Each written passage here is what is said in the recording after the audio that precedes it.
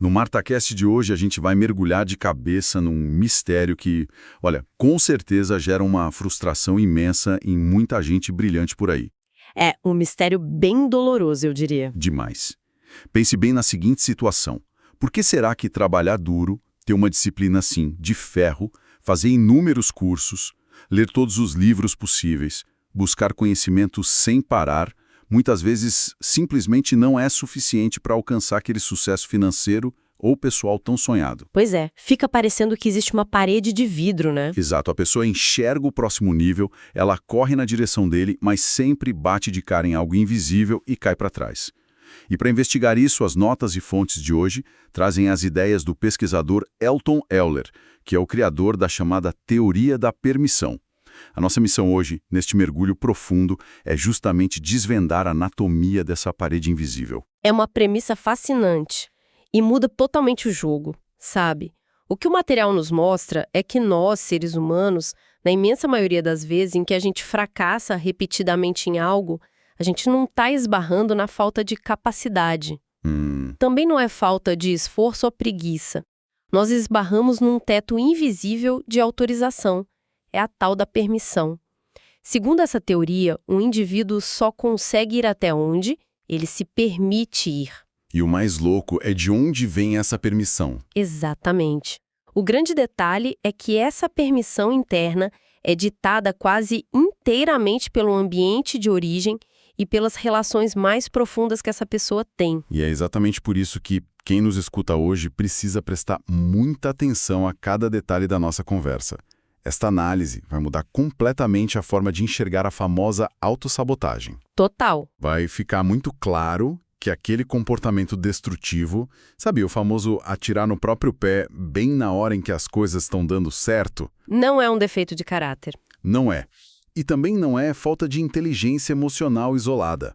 Na verdade, é um emaranhado extremamente complexo de lealdades invisíveis. É a mente humana operando nos bastidores para tentar proteger a pessoa de perder quem ela ama. É uma mudança de paradigma bem profunda. A gente passa a olhar para os nossos bloqueios não como falhas que precisam ser consertadas com mais estudo, mas como mecanismos de defesa puramente relacionais. O instinto de pertencimento acaba falando muito mais alto do que a ambição. Certo, vamos desempacotar isso. Lendo as anotações, eu vi que o sucesso sustentável dependeria de 3 pilares fundamentais. E 2 deles são muito familiares para todo mundo. A capacidade e a disposição. Isso. O primeiro é a capacidade, que é basicamente a técnica, o diploma, aquilo que a pessoa sabe fazer. O segundo é disposição, que é o ânimo, a força de vontade, a disciplina de acordar às 5 da manhã e fazer o que tem que ser feito. E muita gente tem esses 2 de sobra. Mas aí entra o terceiro pilar. O grande elefante na sala, a permissão. E tem um ponto nas notas que me deixou muito intrigado, que é o abismo entre o que a pessoa acha que merece e o que ela realmente se permite ter. O que eu acho fantástico aqui é a diferença cirúrgica que a fonte faz entre merecimento e permissão. Eles parecem sinônimos no dia a dia, mas operam em frequências totalmente opostas. Como assim? O merecimento é algo matemático, lógico, é tangível. Pensa num vendedor de carros que, num mês ruim, dobra a meta de vendas trabalhando 14 horas por dia. Matematicamente, ele merece ganhar o dobro de comissão. Exato. É uma relação de causa e efeito clara, ligada à capacidade e à disposição dele. Já a permissão é um território puramente emocional e, na maior parte do tempo, totalmente inconsciente. Alguém pode merecer o mundo pelo suor do rosto, mas se não tiver a permissão interna para usufruir daquela recompensa, o resultado não se sustenta. Ou o dinheiro não vem, ou se vier, some rápido. Isso. Vai ser destruído ou perdido logo em seguida em algum acidente. Tem um exemplo nas nossas fontes que me fez parar e pensar muito. É a história do cafezinho caro e das meias rasgadas. Ah, essa história é incrível. Imagina a cena. Uma pessoa ganha muito bem, tem uma carreira sólida, trabalha duro. Pela lógica do merecimento, ela tem todo o direito do mundo de entrar numa cafeteria de luxo e pedir aquele café artesanal caríssimo. O dinheiro está lá na conta. Tranquilamente. Mas, enquanto ela toma o café, essa pessoa sabe que está usando meias velhas e rasgadas dentro do sapato. E aí ela começa a se sentir uma fraude completa naquele ambiente luxuoso. Inconscientemente, ela se sente mal por desfrutar de algo bom. Eu li isso e fiquei me perguntando por que alguém com dinheiro no bolso se sentiria uma fraude por causa de um simples café. Esse exemplo das meias rasgadas é genial, porque obriga a gente a olhar para algo chamado inteligência relacional. A pergunta para entender a mente dessa pessoa não é sobre o saldo bancário dela. A pergunta é: a quem essa pessoa está tentando provar algo? Nossa, Ou melhor ainda, quem ela está com medo de ofender ao tomar aquele café luxuoso? A falta de permissão nunca existe no vácuo. Ela existe sempre em relação a um terceiro. então quando alguém não se permite um pequeno luxo ou um salto na carreira, Geralmente é porque o sucesso causaria um contraste doloroso com a realidade de alguém a quem ela deve lealdade profunda. Pode ser uma mãe que sempre passou necessidade ou um grupo de amigos de infância que continua estagnado.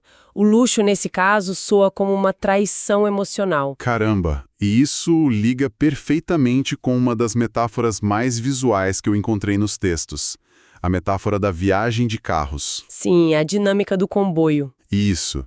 Se somos seres racionais, mas com reflexos comandados pelas nossas lealdades, nós vivemos a vida meio que em comboio. Imagine que um grupo de 3 amigos decide fazer uma viagem cortando o país. O primeiro tem um Porsche novinho, o segundo tem uma BMW potente, e o terceiro tem um carro popular antigo, tipo um Celta, que começa a tremer todo se passar de 80 por hora. E a regra inegociável é que eles não podem se separar. Exatamente. Se essa é a regra, não importa o motor do Porsche. A velocidade máxima da viagem inteira vai ser ditada pelo carro mais lento, o Celta. Se conectarmos isso com o quadro geral, vemos que essa metáfora dita as regras absolutas da vida de milhares de pessoas. A nossa permissão interna para avançar vai andar, inevitavelmente, na velocidade da pessoa mais lenta do nosso círculo íntimo, a menos que a gente consiga estabelecer limites. O material até cita casos reais de pessoas recusando promoções gigantescas. Sim, pessoas que sabotam uma oportunidade de ouro de se mudar para o Canadá ou para a Europa. Por quê? Porque dar esse salto criaria um abismo social, geográfico e financeiro entre elas e seus cônjuges ou entre elas e seus pais. O medo não é de falhar no Canadá. O medo é de que o sucesso afaste definitivamente as pessoas que elas amam. Eu li essa parte do Porsche e fiquei tentando entender a mecânica disso no dia a dia.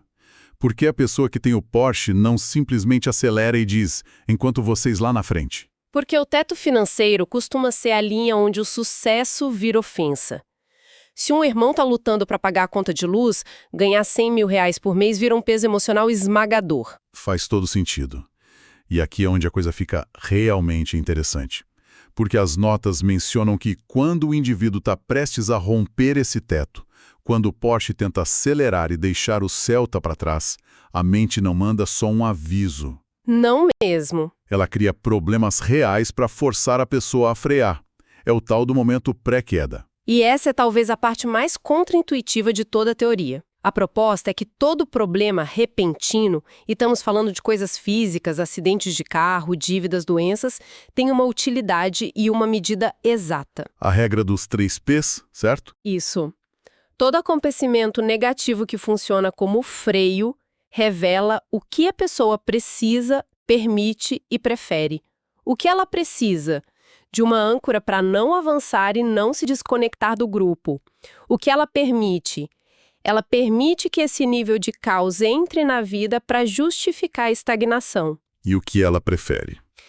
Ela prefere lidar com a dor da dívida ou da doença do que lidar com a dor do abandono, da culpa de deixar os outros para trás. O inconsciente ajusta a realidade para frear o avanço. Olha, tem um estudo de caso nas anotações sobre um assalto que me deixou completamente perplexo. Uma mulher estava com tudo planejado para se mudar para Portugal com o namorado, passagens compradas, tudo certo. E de repente, poucas semanas antes da viagem, ela sofre um assalto e limpam exatos R$5 mil da conta dela. Um evento bem traumático. Sim. E o pesquisador pega esse evento e destrincha